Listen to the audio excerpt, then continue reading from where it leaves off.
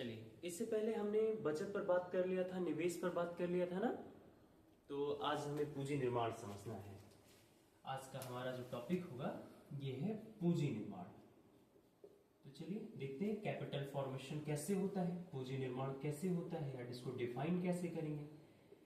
पूंजी निर्माण को यदि मैं डिफाइन करूं तो पूंजी निर्माण के डेफिनेशन में मैं आपसे कहूंगा कि एक कोई भी अर्थव्यवस्था हो और उस अर्थव्यवस्था में एक नियमित टाइम के बाद, एक फिक्स टाइम के बाद भौतिक संपत्ति में जितना निर्माण होगा, अतिरिक्त जितना भी वहां पे ग्रोथ होगा, और कौशल क्षमता में या फिर केवल क्षमता में जितना निर्माण हो सकता है एक्स्ट्रा, उस निर्माण को हम लोग कहते हैं ये पूंजी निर्माण है।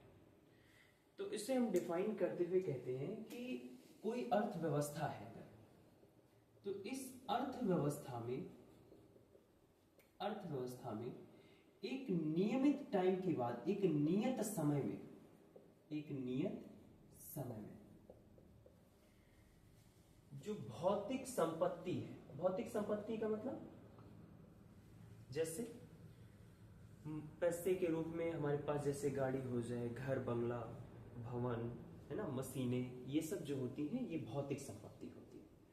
तो भौतिक संपत्ति जितनी अतिरिक्त बढ़ेगी, और इस भौतिक संपत्ति के अलावा और क्या हो सकता है, क्षमता हो सकता है, ठीक है, मानव क्षमता।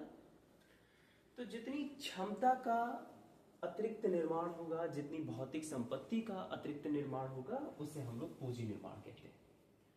तो पूंजी निर्माण को डिफाइन कैसे करते हैं, किसी अर्थव्यवस्था में एक नियत समय में अतिरिक्त भौतिक संपत्ति तथा अतिरिक्त क्षमता का जो निर्माण होता है उसे हम लोग अर्थव्यवस्था में पूंजी निर्माण के नाम से जानते हैं।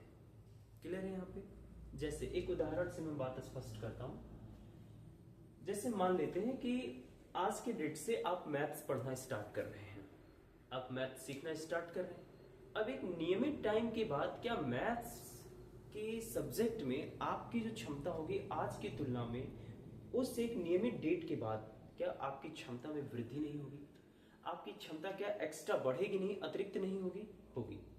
तो वो जो अतिरिक्त क्षमता आपकी बढ़ेगी, हम कहेंगे वो पूंजी निर्माण हुआ है। बात समझ में आ रही है? ठीक है। और या दूसरा एग्जांपल ले लेते हैं।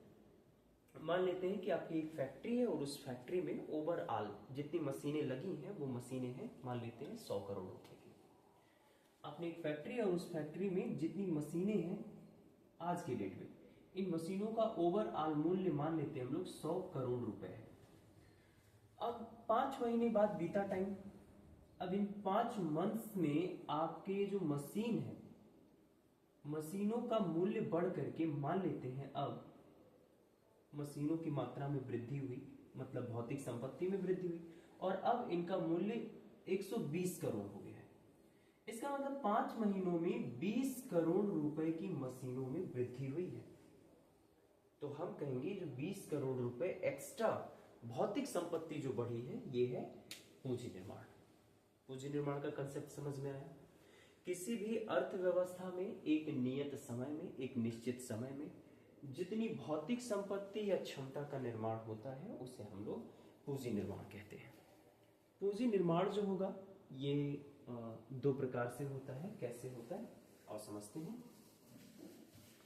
तो पूंजी निर्माण देखेंगे हम लोग 2 टाइप में। एक जो पूंजी निर्माण होता है उसे हम लोग कहते हैं मानव पूंजी निर्माण, और जो दूसरा होता है इसे हम लोग कहते हैं भौतिक पूंजी निर्माण।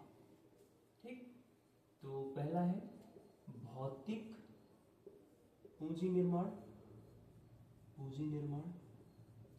और जो दूसरा होता है इसे हम लोग कहते हैं मानव पूंजी निर्माण।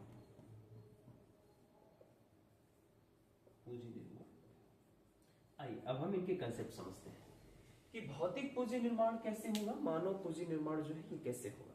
ठीक, अगर मैं भौतिक पूंजी निर्माण को आपके सामने डिफाइन करूं, सबसे पहली चीज तो भौतिक शब्द को आप अगर समझ पा रहे होंगे तो इसके डेफिनेशन बहुत टफ नहीं है।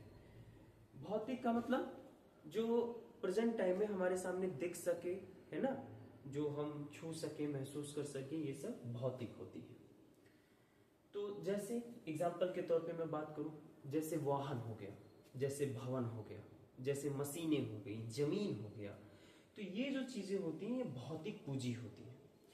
भौतिक पूंजी निर्माण क्या होता है, तो इसके डेफिनेशन में हम कहेंगे। अच्छा, सबसे पहली बात कि क्योंकि इसे हम देख सकते हैं और इसमें स्थिति होती है चलायमान होने की, मतलब ये मूव कर सकते हैं, है ना, तो इसी वजह से इनको हम लोग बोलते हैं दृश्य या गोचर। ठीक, तो भौतिक पूंजी निर्माण के लिए ध्यान रखना है, दो शब्द यूज में लिया जाता है, एक दृश्य यूज करते हैं भौतिक पूंजी निर्माण के लिए और एक शब्द यूज करते हैं गोचर।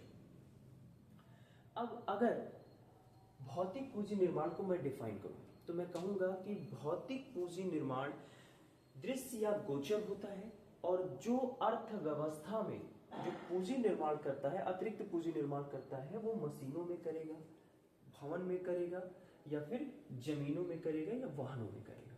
ठीक, पूंजी निर्माण में हो क्या है, एक नियत टाइम के बाद अतिरिक्त वृद्धि हो रही है ना, अतिरिक्त बढ़ोतरी हो रही है, या तो भौतिक संपत्ति में या फिर क्षमता में।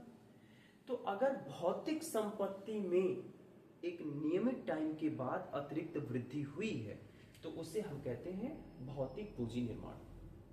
स्पष्ट है यहां तक? ठीक, अगर हम मानव पूंजी निर्माण के बारे में बात करें, ध्यान रखना है भौतिक पूंजी निर्माण के उदाहरण जैसे मशीनें, जैसे आपके वाहन, जैसे आपका भवन। ठीक, तो ये जो चीजें आप देख रहे हैं ये पूंजी निर्माण में आएंगी भौतिक के केस में, भौतिक सेक्शनल में। ठीक है, तो आप परिभाषा में देख पा रहे हैं पूंजी निर्माण का मतलब किसी अर्थव्यवस्था में एक निश्चित टाइम के बाद में उसकी भौतिक संपत्ति में एक्स्ट्रा ग्रोथ आएगा, अतिरिक्त वृद्धि होगी, उसकी जो क्षमता होगी उस क्षमता में भी अतिरिक्त वृद्धि आएगी। तो अगर किसी अर्थव्यवस्था में इन चीजों में जो कि भौतिक रूप की चीजें हैं, अगर यहाँ पे एक नियमित टाइम के बाद उनकी संपत्ति में वृद्धि होती है तो हम कहेंगे यहाँ भौतिक पूंजी निर्माण हुआ है।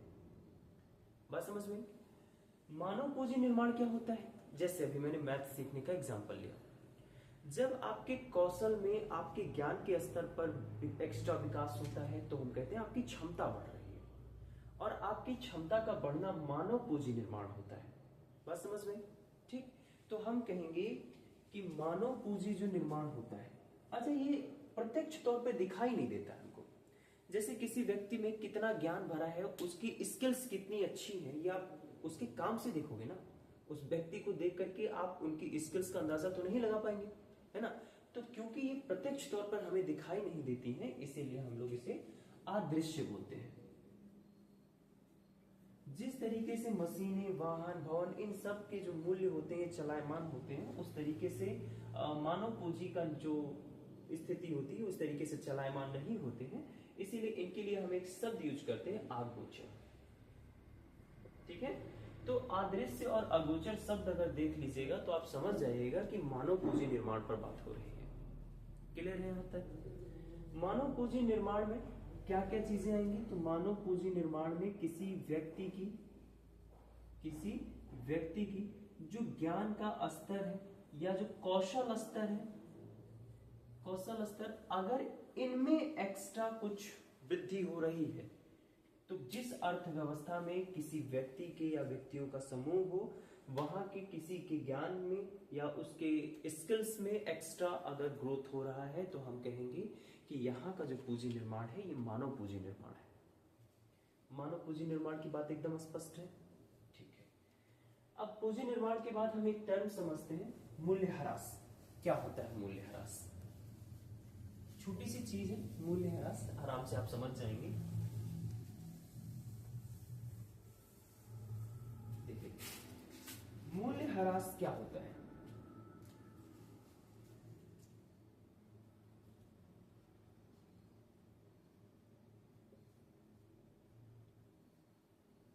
मूल्यह्रास, ठीक है, तो किसी भी वस्तु में होने वाला जो घिसावट होता है या कुछ टूट फूट होता है, अगर जैसे मान लो मैं किसी वस्तु का मैन्युफैक्चरिंग कर रहा हूं तो इस बात की तो संभावना होती है ना कि अगर मैं बहुत सारी वस्तुएं बना रहा हूं तो उनमें से कुछ वस्तुएं जो है कुछ टूट जाती हैं, कुछ घिस जाती हैं, उसमें से कुछ नुकसान हो जाता है। तो इन वस्तुओं का जो मूल्य होता है, इसी वस्तुओं के मूल्य को हम लोग मूल्य ह्रास कहेंगे। ठीक है, तो जो मूल्य ह्रास होता है, एक बात ध्यान रखिएगा, वस्तु और सेवा दोनों में मूल्य ह्रास होता है। ठीक, तो किसी भी वस्तु को, जैसे मैं मान लेता हूं कि मैंने पानी की 10 बोतलें बनाई बेचने के लिए। अब पानी की 10 बोतलों में से मान लेते हैं मेरे 2 बोतल खराब हो गए किसी भी तरीके से। अब मेरा जो टोटल कॉस्ट प्राइस है, मैं टोटल कॉस्ट प्राइस मेरा मतलब उसको बनाने में जो टोटल मैंने इन्वेस्ट किया है वो 10 बोतलों के बराबर का पैसा इन्वेस्ट किया है। लेकिन जब मैं मार्केट में बेचूंगा तो क्योंकि मेरे 2 बोतल खराब हो चुके हैं, मार्केट में बिकेंगे नहीं, तो इसलिए अब टोटल में से मुझे 2 बोतल घटा करके उसके बाद बचे 8 बोतल को मार्केट में बेचना पड़ेगा। तो ये जो 2 बोतल है ना, इन बोतलों का जो मूल्य होगा, इससे इन बोतलों के मूल्य में जो नुकसान हुआ है उसे हम लोग कहते हैं मूल्य ह्रास। बात समझ में? मूल्य ह्रास जो होता है ये वस्तुओं में भी होता है, सेवा में भी होता है, दोनों में होता है। ठीक, अब कैसे दोनों में होता है तो समझते हैं थोड़ा सा। अगर मान लेते हैं कि आज मैं जैसे टीचिंग कर रहा हूं, ठीक, आज के रेफरेंस में मैं ठीक ठाक टीचिंग कर पा रहा हूं, एक उदाहरण है। अब कुछ टाइम के बाद अगर मैं अपनी इस टीचिंग पैटर्न को आने वाली सिचुएशंस के हिसाब से आगे चेंज ना करूं, अगर मैं आगे चेंज ना करूं, मैं और आगे जो जानकारियां इनसे रिलेटेड, सब्जेक्ट से रिलेटेड आ रही है, मैं उनको एक्वायर ना करूं, मैं उनको गेन ना करूं, तो क्या आज की तुलना में मेरे साथ जो और कोई मेरे पैरेलल पढ़ा रहा होगा, अगर वो उन सारी चीजों को कर रहा होगा, तो मेरा ज्ञान का स्तर, मेरा कौशल और उसका कौशल क्या सेम होगा? नहीं होगा। तो इस तरीके से मुझ में भी मूल्य ह्रास हो सकता है। ठीक है, तो ये बात ध्यान रखना है कि मूल्य ह्रास मेरे में भी हो सकता है, मतलब भौतिक पूंजी में भी हो सकता है और मानव पूंजी में भी हो सकता है। ठीक है, तो दोनों में मूल्य ह्रास होता है। अब मूल्य ह्रास क्या है? तो किसी भी वस्तु में जो होने वाला घिसावट है या टूट फूट है, इसी को मूल्य ह्रास कहते हैं हम लोग। ठीक है, अब इसके बाद एक और टॉपिक हमें समझनी है जिसका नाम है सामाजिक पूंजी। अभी सामाजिक पूंजी क्या होता है आप समझते हैं? हर किसी के पास सामाजिक पूंजी जैसी कुछ ना कुछ चीजें होती हैं। सामाजिक पूंजी, देखिए उदाहरण से समझते हैं। जैसे मान लेते हैं एक गांव है एक्स, इस गांव एक्स में एक व्यक्ति रहता है ए। इस व्यक्ति को सपोज दैट कि कुछ पैसों की जरूरत है। अगर इस व्यक्ति को पूरे गांव में किसी के भी पास जाने से तुरंत पैसे मिल जाते हैं, तो इसका मतलब यह है कि इसने समाज के स्तर पर एक ऐसी पूंजी कमा रखी है जो भाईचारे के रूप में है, मित्रवत रूप में है या भरोसे के रूप में है ना? ये भी एक पूंजी होती है। अब इस पूंजी को हम कहते हैं सामाजिक पूंजी। बात समझ में? तो सामाजिक पूंजी जो होती है किसी भी अर्थव्यवस्था में उस पूंजी को कहा जाता है जो समाज में आपसी भरोसे की वजह से, आपसी भाईचारे की वजह से, आपसी सामंजस्य को जो प्रदर्शित करता है, उस पूंजी को हम लोग कहते हैं सामाजिक पूंजी। बात समझ में? तो सामाजिक पूंजी को हम डिफाइन कैसे करेंगे, क्या बोलेंगे इसके डेफिनेशन में? सामाजिक पूंजी की डेफिनेशन में हम ये बोलेंगे कि सामाजिक पूंजी वह पूंजी होती है जो किसी अर्थव्यवस्था में लोगों के परस्पर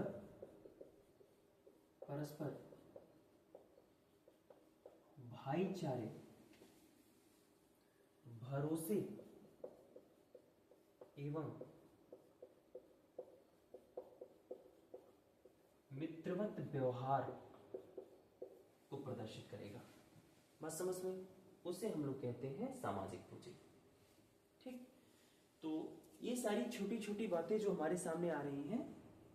अच्छा, 1-2 क्लास के बाद मुझे लगता है कि हम जो ये बेसिक कंसेप्ट पढ़ रहे हैं, जो मूलभूत अवधारणाएं पढ़ रहे हैं, ये खत्म हो जाएंगी। उसके बाद हम लोग अगले 2 क्लास, मुझे लगता है आज का क्लास और इसके बाद का क्लास लगेगा, उसके बाद हमारा ये टॉपिक खत्म हो जाएगा। तो सबसे पहले हम यहाँ पढ़ेंगे कि जो पूरा फंडामेंटल कंसेप्ट है या जो पूरा बेसिक कंसेप्ट है, यहाँ से जो भी प्री और मेंस के क्वेश्चन आए हैं, सबसे पहले हम उसको डील कर लेंगे, उसके बाद आगे बढ़ेंगे। ठीक है, तो ये छोटी छोटी परिभाषाएं जब मैं आगे बढ़ूंगा ना तो वहां पे यूज में आएंगी। ऐसे जैसे पढ़ते पढ़ते समय बीच बीच में एक टर्म आ जा रहा, जैसे मूल्यह्रास आ गया, जैसे सामाजिक पूंजी आ गई, तो ये सब आगे चल करके काम में आएंगी। अब हम थोड़ा सा कंसेप्ट की बात करते हैं और उस टॉपिक का नाम है जीसीएफ।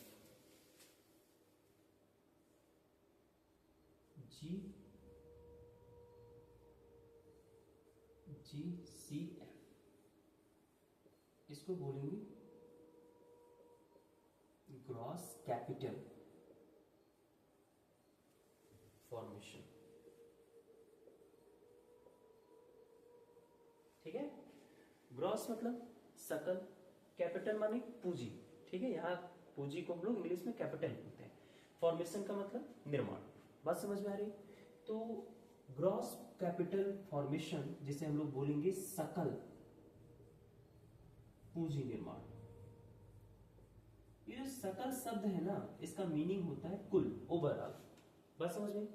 ओवरऑल जो निर्माण होता है पूंजी में उसे कहते हैं सकल पूंजी निर्माण। सकल पूंजी निर्माण यानी ग्रॉस कैपिटल फॉर्मेशन दो स्तर पर होता है। कौन कौन से ये दो स्तर हैं? तो ये दो फॉर्म में होता है, जिसमें से एक होता है हमारा परिसंपत्ति और एक होता है हमारा स्टॉक। ठीक है, और दूसरा होता है हमारी परिसंपत्ति। ये दो स्तर पर सकल पूंजी निर्माण होता है। ठीक, तो एक होता है परिसंपत्ति, आगे मिलेगा हमें परिसंपत्ति, इसे एसेट बोलते हैं, और स्टॉक। ठीक, ये दो स्तर पर जीसीएफ होता है, एक स्टॉक होता है और दूसरा होता है परिसंपत्ति। ओवरऑल जितने भी हमारे पास प्रॉपर्टी है उसी को परिसंपत्ति बोलते हैं, एसेट बोलते हैं, और ये हमारा स्टॉक। अगर हम स्टॉक के बारे में बात करें तो सकल पूंजी निर्माण में जो स्टॉक है ये तीन स्तरों पर होता है। एक होता है कच्चे माल का स्टॉक, और अगर कच्चे माल का स्टॉक हो रहा है तो उसका मतलब ओवरऑल पूंजी निर्माण में भी ये सहयोग करेंगे। दूसरा होता है मध्यवर्ती वस्तु, और उसके बाद होता है अंतिम वस्तु। अंतिम वस्तु, ये तीन चीज जो देख रहे हैं, तीन चीजों का स्टॉक करके सकल पूंजी निर्माण करते हैं। ठीक है, अब कच्चा माल, मध्यवर्ती वस्तु और अंतिम वस्तु का कंसेप्ट क्या है उदाहरण से समझते हैं। जैसे कच्चा माल का मतलब हम मान लेते हैं कि गेहूं लिया हमने, गेहूं से हमने बनाया आटा, आटे को हमने चेंज कर दिया ब्रेड में। ठीक, तो अब ये तीन चीजों का स्टॉक करके हम लोग सकल पूंजी निर्माण कर सकते हैं। बात समझ में? ठीक, तो ये जो गेहूं है ये कच्चा माल है, ये जो आटा बना है ये मध्यवर्ती वस्तु है, और आटे से जब हमने ब्रेड बना दिया तो ये जो ब्रेड बना ये अंतिम वस्तु है। बात समझ में? तो इस तरीके से स्टॉक करके सकल पूंजी निर्माण होता है। और सकल पूंजी निर्माण जो परिसंपत्ति होता है, परिसंपत्ति का एक नाम और बोला जाता है, परिसंपत्ति को हम बोल सकते हैं जीएफसीएफ। जीएफसीएफ। ठीक, अब ये जीएफसीएफ का मतलब क्या होता है? जीएफसीएफ का मतलब होता है ग्रॉस फिक्स्ड कैपिटल फॉर्मेशन। ठीक है, हिंदी में बोलेंगे सकल अस्थाई पूंजी निर्माण। अब ये सकल अस्थाई पूंजी निर्माण क्या होता है भाई? सकल अस्थाई पूंजी निर्माण। ठीक, तो सकल पूंजी निर्माण में सबसे पहले दो स्तरों पर हमें समझना है कि दो स्तरों पर सकल पूंजी निर्माण होता है। एक होता है स्टॉक के स्तर पर और दूसरा होता है परिसंपत्ति के स्तर पर। परिसंपत्ति को एक नाम और दिया गया जीएफसीएफ, मतलब ग्रॉस फिक्स्ड कैपिटल फॉर्मेशन। ठीक है, स्टॉक के लेवल पर अगर हम बात करें तो कच्चे माल, मध्यवर्ती और अंतिम वस्तु, इनसे मिला करके स्टॉक से हम लोग सकल पूंजी निर्माण करते हैं। और ये जो जीएफसीएफ है या जो परिसंपत्ति है यानी सकल अस्थाई पूंजी निर्माण, इससे भी हम लोग सकल पूंजी निर्माण में कंट्रीब्यूशन देखते हैं। ठीक, अब इस सकल पूंजी निर्माण में कैसे, इनके अंतर्गत क्या क्या चीजें आती है? जैसे यही मशीनें, जैसे वाहन, जैसे भवन। ठीक, तो ये जो चीजें आप देख रहे हैं इन चीजों को हम लोग कहते हैं सकल अस्थाई पूंजी निर्माण। बात समझ में आ रही? ठीक है, या जमीनें हो गई, जमीन। तो ये सब सकल अस्थाई पूंजी निर्माण है, और इनके जरिए अगर दोनों को हम मिलाएंगे, स्टॉक और परिसंपत्ति को, जीएफसीएफ को, तो दोनों को मिलाने से जो पूंजी बनती है उस पूंजी को हम लोग कहेंगे सकल पूंजी का निर्माण। बात समझ में आ रही? अब अगर सकल पूंजी निर्माण का मैं यहाँ से एक फॉर्मूला बनाऊं तो सकल पूंजी निर्माण का फॉर्मूला क्या बनेगा? सकल पूंजी निर्माण बराबर स्टॉक प्लस परिसंपत्ति, यानी परिसंपत्ति को मिलाने से और स्टॉक को मिलाने से, यानी स्टॉक में जितनी पूंजी निर्माण की स्थिति है, परिसंपत्ति में जो पूंजी निर्माण हो रहा है, दोनों को जब हम मिलाएंगे तो कहलाएगा सकल पूंजी निर्माण। बात समझ में आई? और अगर इंडिया में प्रेजेंट टाइम में मैं बात करूं कि जीसीएफ कितना है, तो वर्तमान समय में भारत में लगभग 30% के आसपास सकल पूंजी निर्माण है। इतना समझ में आ रहा है? ठीक। अब इसके बाद अगर भौतिक पूंजी के लिए हम 3 मुख्य शर्तें देखें क्या क्या है, कैसे हैं, तो देखते हैं उसको कि भौतिक जो पूंजी निर्माण है उसके लिए 3 प्रमुख शर्तें क्या है।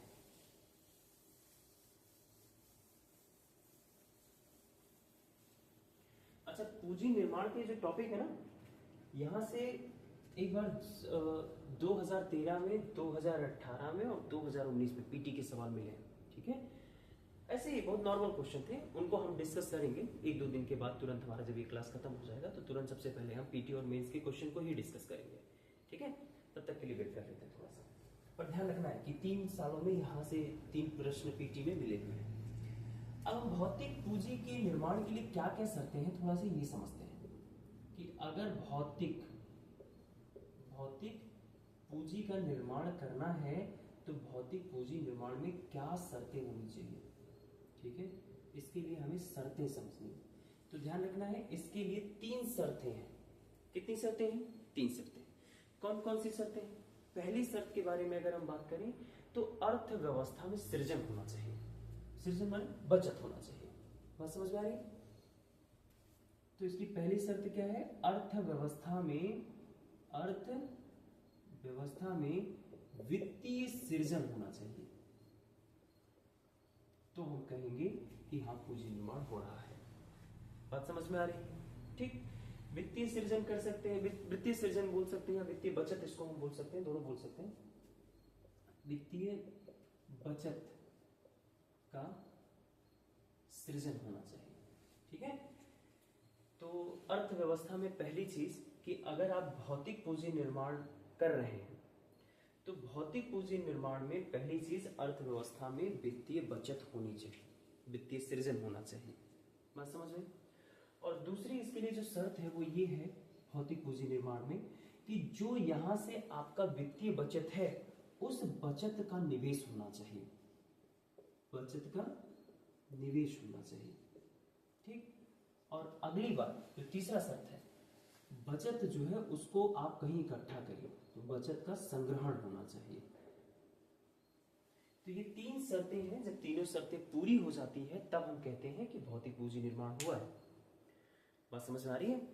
तो भौतिक पूंजी निर्माण में पहली बात यह है कि अर्थव्यवस्था में वित्तीय बचत होनी चाहिए, यानी वित्तीय बचत यानी पैसों का कुछ आपके पास कुछ फंड बचना चाहिए आपके पास, और बचे हुए इस फंड्स का आप अगली बार निवेश कर पाए। और उसके बाद तीसरा पॉइंट ये है कि बचत का आप संग्रहण भी कर पाए। अगर ये 3 चीजें आपके किसी भी अर्थव्यवस्था के सिस्टम में हो रही हैं तो हम कहेंगे कि यहाँ पे भौतिक पूंजी निर्माण हो रहा है। ये बात क्लियर हुआ?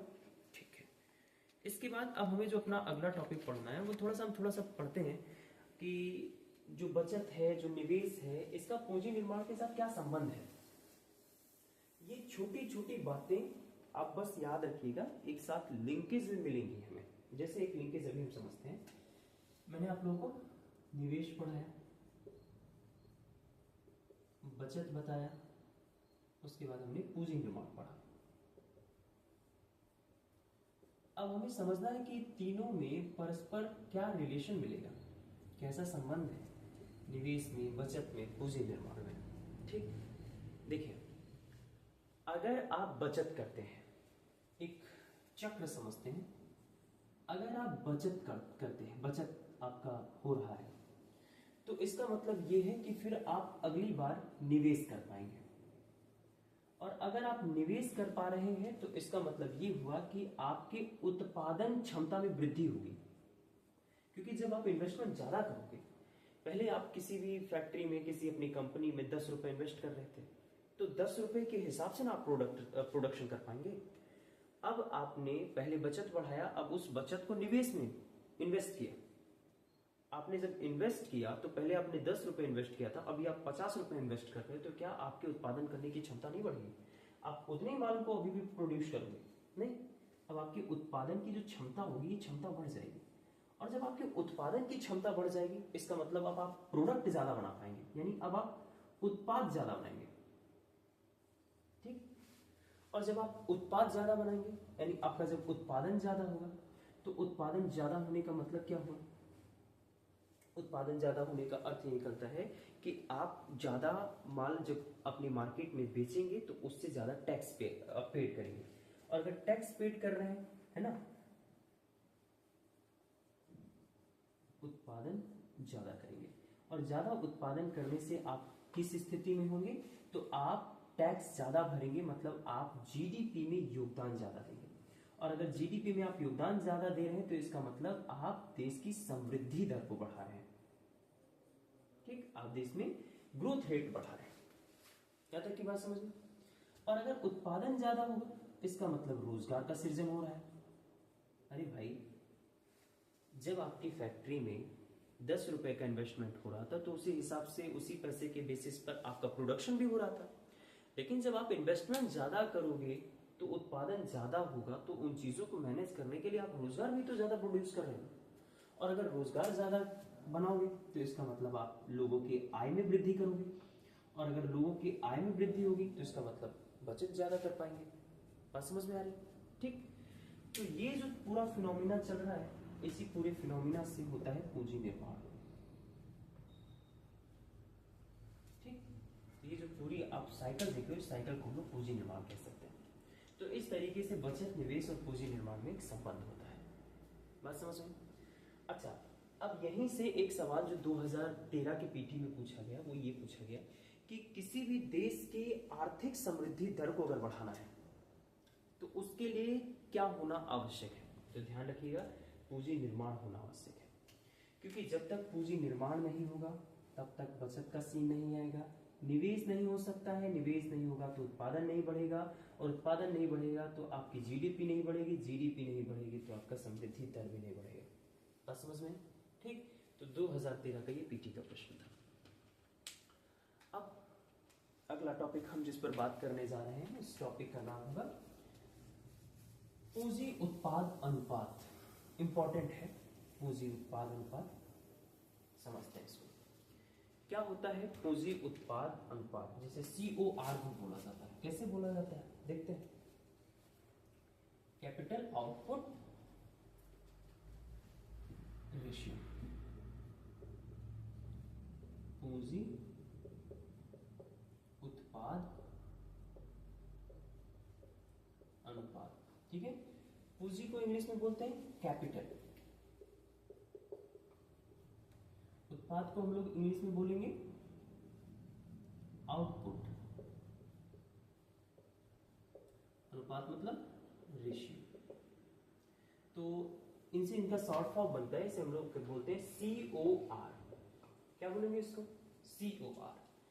तो पूंजी उत्पाद अनुपात यानी COR क्या होता है? बहुत सामान्य से इसकी परिभाषा है कि जितनी पूंजी आप लगाते हैं उससे जितना आप उत्पाद प्राप्त करते हैं, तो पूंजी जो लगा चुके हैं, उत्पाद जो मिल चुका है, दोनों का अनुपात निकाल दोगे तो उसे आप लोग कहोगे पूंजी उत्पाद अनुपात। अब प्रश्न ये है कि पूंजी उत्पाद अनुपात क्या बताता है? तो पूंजी उत्पाद अनुपात किसी भी अर्थव्यवस्था में उत्पादकता को बताता है। किसको बताएगा? उत्पादकता को। और उत्पादकता का मतलब क्या हुआ? पूंजी की उत्पादकता का मतलब क्या हुआ? इसका मतलब होता है कि कम से कम पूंजी यूज करके ज्यादा से ज्यादा वस्तु का उत्पादन करना। ठीक, तो इसका मतलब अगर हम COR को कहें तो इसको डिफाइन करने में हम क्या कहेंगे? हम कहेंगे कि पूंजी का और जो उत्पादन हो रहा है, पूंजी का और जो उत्पादन हो रहा है तो उस उत्पाद का अगर हम अनुपात निकालें तो ये जो अनुपात आता है हमारे सामने इसे हम कहेंगे पूंजी उत्पाद अनुपात। इस हिसाब से अगर मैं COR बराबर एक फॉर्मूला लिखूं, COR बराबर, तो इससे इसके लिए जो फॉर्मूला तैयार होगा वो तैयार होगा पूंजी बटे उत्पाद। ठीक है, पूंजी मतलब कैपिटल, उत्पाद मतलब आउटपुट यहाँ लेंगे। ठीक है, प्रोडक्ट नहीं बोलेंगे, उत्पाद का मतलब यहाँ आउटपुट होता है। इंग्लिश वर्ड थोड़ा ध्यान रखेंगे तो ठीक। अब ये COR ध्यान रखना है, COR क्या प्रदर्शित करता है, तो COR बताता है उत्पादकता के बारे में। ठीक है, किसकी उत्पादकता, पूंजी की। तो COR पूंजी की उत्पादकता बताता है। अब ये पूंजी की उत्पादकता है क्या, तो पूंजी की उत्पादकता का मीनिंग होता है, इसका अर्थ होता है कम से कम पूंजी यूज करके या कम पूंजी लगा करके पूंजी से ज्यादा वस्तु बना पाना है, ज्यादा से ज्यादा उत्पादन कर पाना, ज्यादा से ज्यादा उत्पादन। ठीक, क्या कहलाता है, पूंजी की उत्पादकता कहलाती है। तो पूंजी की उत्पादकता का मीनिंग क्या होता है, तो पूंजी की उत्पादकता का मतलब होता है कम से कम पूंजी लगा करके ज्यादा से ज्यादा उत्पादन करना।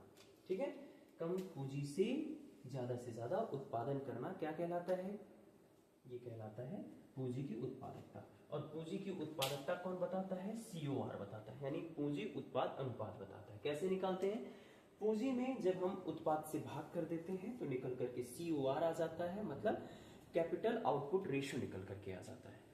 इतनी बात समझ में आ गई है। ठीक, अब एक बात मैं और बताता हूँ आपको, ये बात ध्यान रखने वाली है कि अगर पूंजी की उत्पादकता कम होगी, ध्यान दीजिएगा इस लैंग्वेज में, अगर पूंजी की उत्पादकता कम होती है तो इसका मतलब ये अनुपात ज्यादा है।